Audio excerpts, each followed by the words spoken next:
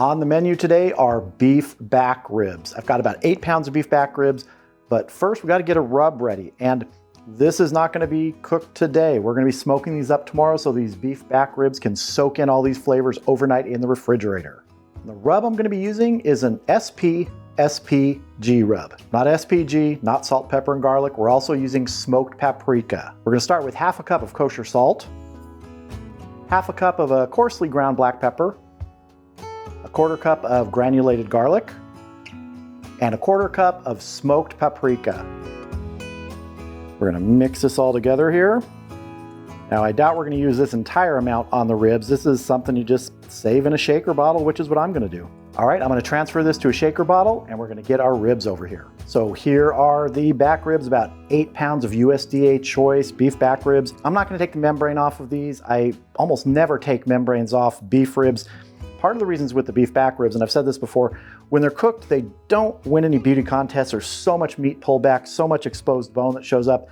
On the other side, that membrane, if you take that off, I've had them just fall apart. And I don't really mind just pulling the meat off of these when they're done. So we're just gonna season them up as they are. Get a nice coating of our SPSPG on here.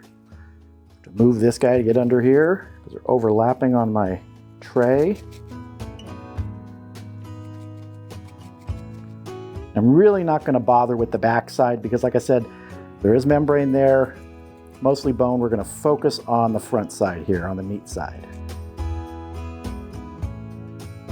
All right, I'm happy with this. This is gonna get covered loosely with some plastic wrap, and it's gonna go in the refrigerator in the garage. I'll see you tomorrow out at the grill.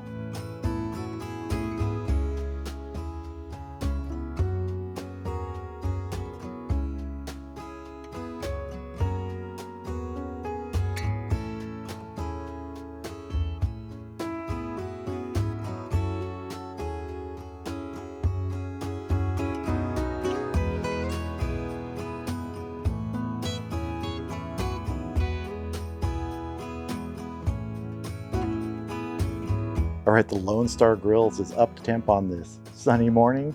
Let's get the beef back ribs on.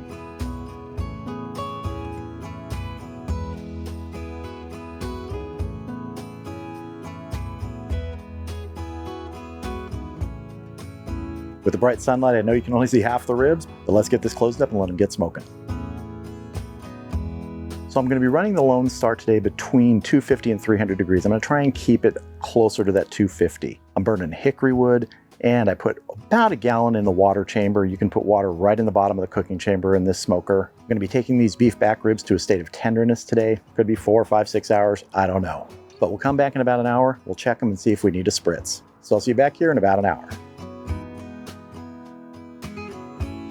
All right, we've been going for 1 hour. Now, a lot of times I will wait 2 hours before checking something, but these are ribs, and often I like to check ribs every hour, and especially beef ribs, because I want to see if these need a spritz. So let's take a look.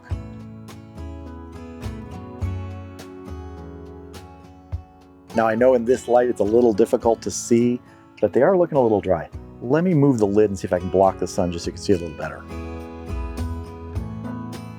So that surface is getting a little dry, which is expected. So we're gonna go ahead and spritz. The spritz I'm using is 1 part apple cider vinegar and 2 parts water. I'm gonna close the lid and we're gonna check these again in another hour.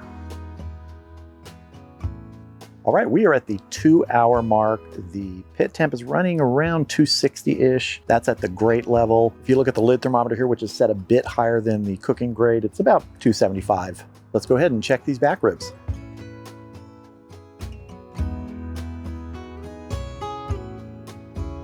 Let me lower the lid again here to block some of that sun like we did before. Looking very nice, but it's time for a spritz.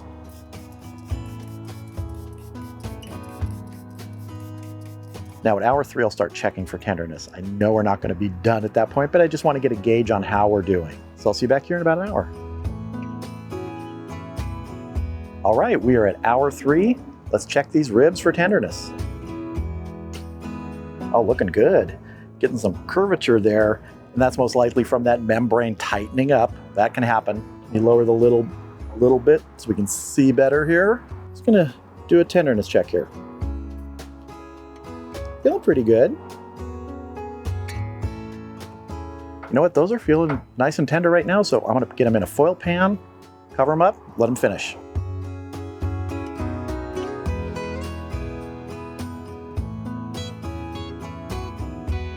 Everybody's gonna go in here together on top of each other.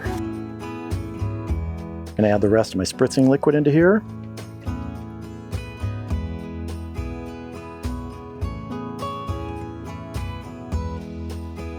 Got a double layer of foil on there. It's going back on, and we're gonna let it go for 90 minutes before we check it. Probably be done at that point.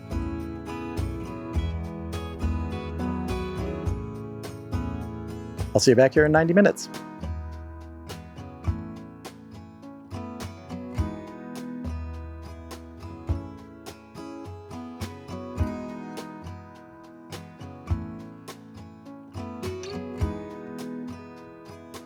All right, we've been going 90 minutes in the foil pan, 4.5 hours total.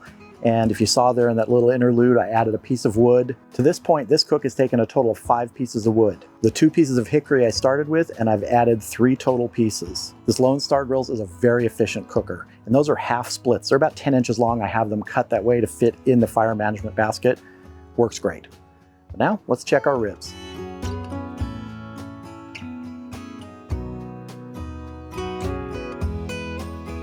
Oh, those are looking good. And do just a quick probe check. Yeah, these are butter. This is what I'm looking for with that pullback on the bones right there.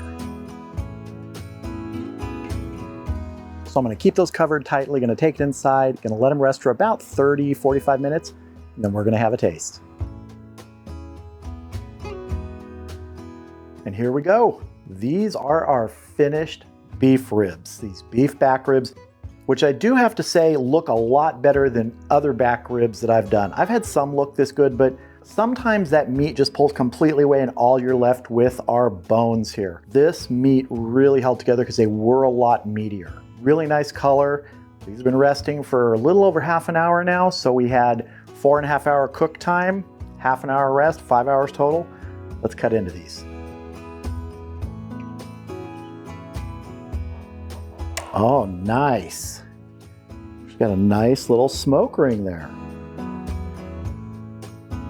And for beef back ribs, as I said, these are meaty. I usually don't find them this meaty. I was just very fortunate to see these at Costco when I was there, and heck, I'm happy with these. You can see that membrane on the back here, and if you want, you can just pull that off right now.